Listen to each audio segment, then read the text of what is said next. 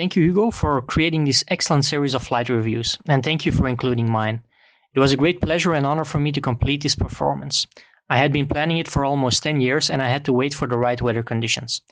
Finally, last summer, the cloud streets lined up, and I'm happy to have been able to perform at the required level on that day, and thus achieve a flight I've been dreaming of for many years, and so complete the 1250 kilometer FIE batch number 31. A big thank you to the hospitality of the family de Péchy, Edile et Vilain Gliders Club.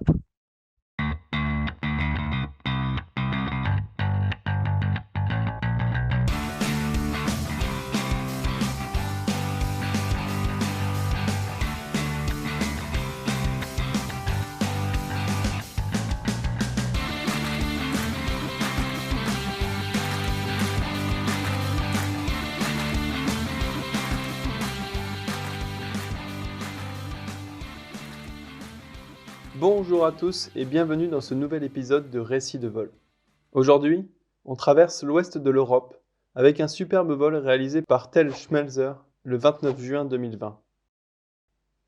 Ce jour-là, Tel a réalisé un vol comme prévu de 1250 km, le premier de l'histoire réalisé en Europe sans vol d'onde. À bord de son Ventus 3 Turbo, Tel a relié les Lower Saxon Hills à l'est de Hanovre en Allemagne, depuis Rennes en Bretagne. Il avait préparé ce vol depuis longtemps, en analysant avec finesse les grands schémas météo permettant de tels vols en Europe. La journée du 29 juin 2020 proposait l'un de ces schémas météo.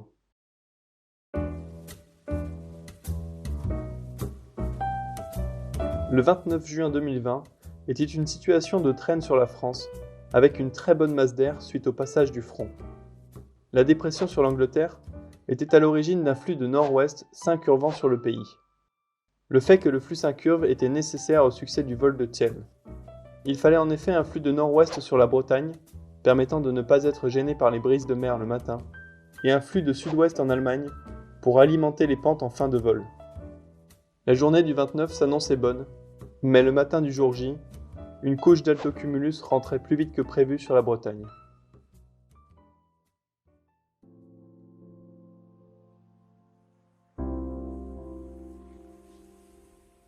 Il est 10h du matin. Thiel décolle du terrain de Rennes-Saint-Sulpice, où il fut accueilli chaleureusement la veille par le club des planeurs d'Ille-et-Vilaine. En raison de la couche d'altocumulus, il vient de modifier son circuit en programmant un départ plus proche du terrain que prévu, seulement 30 km à l'ouest.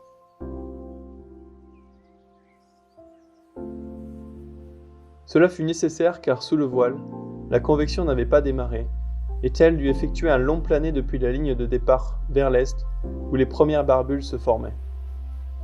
« 40 km après le passage de la ligne de départ, Thiel prend son premier thermique à 500 mètres sol.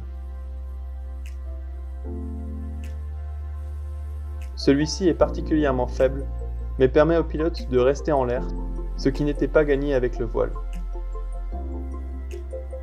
Thiel est patient et finit par remonter à 1000 mètres.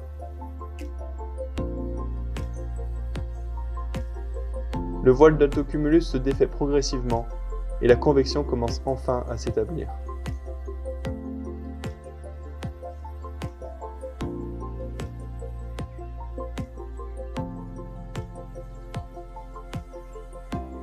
La suite du vol se passe mieux. Aidé par le vent et des conditions qui s'améliorent, Thiel peut avancer vers l'est. Les altocumulus se transforment doucement en rues de nuages. Il n'y a pas encore beaucoup de soleil, mais Thiel parvient à rester haut et cheminer.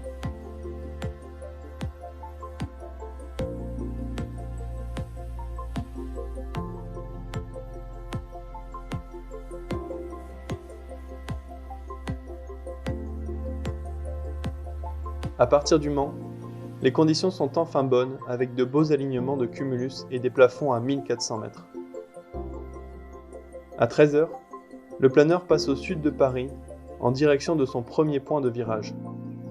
Celui-ci se trouve au sud-est de Paris afin de contourner les espaces aériens.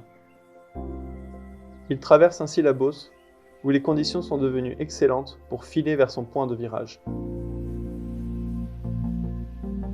Tel est désormais à 150 km/h de moyenne.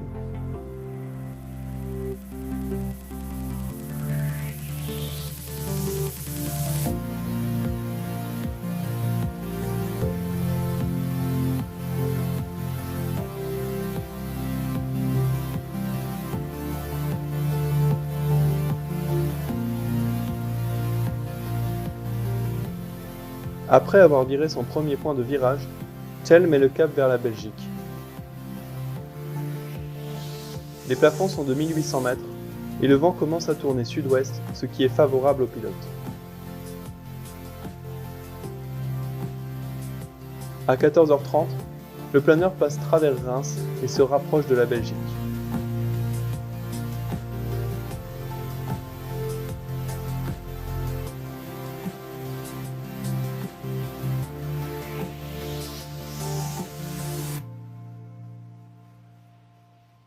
Il arrive ensuite en Belgique, où il est contraint de passer sous des espaces aériens, ce qui rend les choses difficiles avec les plafonds élevés.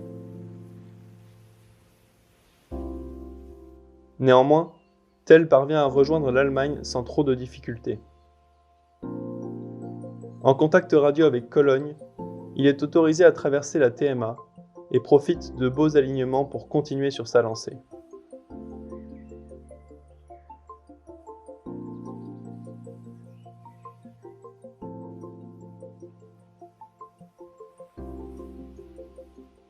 Il est 17h et Tell vient de passer Cologne. Il n'est plus qu'à 160 km des Lower Saxon Hills, de petites collines au sud-ouest de Hanovre, où il espère faire du vol de pente pour prolonger le vol en fin de journée. Il doit cependant traverser la région du Sauerland, dont il sait qu'elle est souvent difficile par ce genre de conditions. C'est une zone souvent humide après le passage du front, et bien que le ciel n'était pas trop chargé ce jour-là, les ascendances y étaient faibles.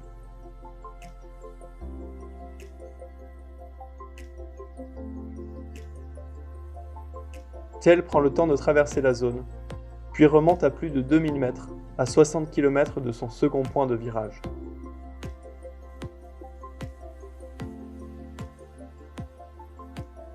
Aidé par le vent, il peut glisser et tourner son deuxième point de virage aisément, avant de s'élancer sur les Lower Saxon Hills.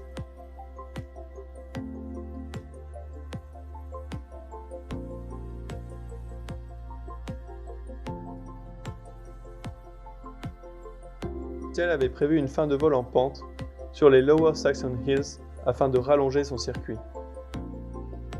Mais en arrivant sur les collines, le vent n'est pas assez sud-ouest et l'effet de pente n'est pas bien établi.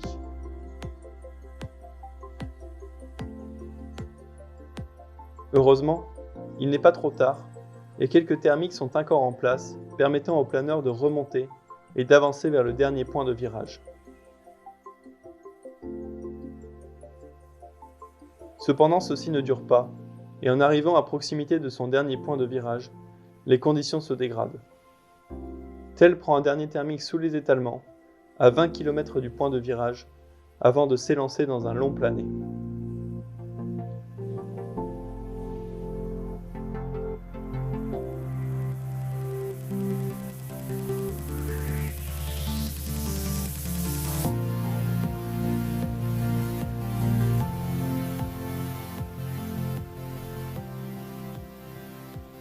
Le planeur tourne le point de virage à 300 mètres sol. Il est 20h.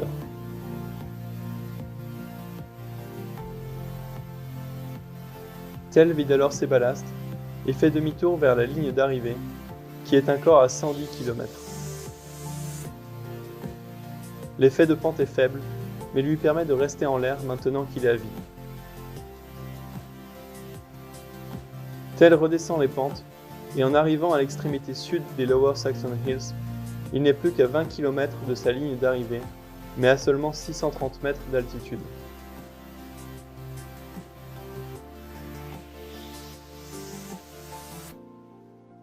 Pour passer la ligne d'arrivée assez haut, il doit effectuer un plané de 60 de finesse. Aidé par le vent dans le dos, et en s'appuyant sur de petites collines, il y parvient, et passe la ligne avec succès avant d'aller se poser sur un terrain à proximité. Il est maintenant 21h30 et Tell vient d'achever un vol spectaculaire de 1250 km. Bravo!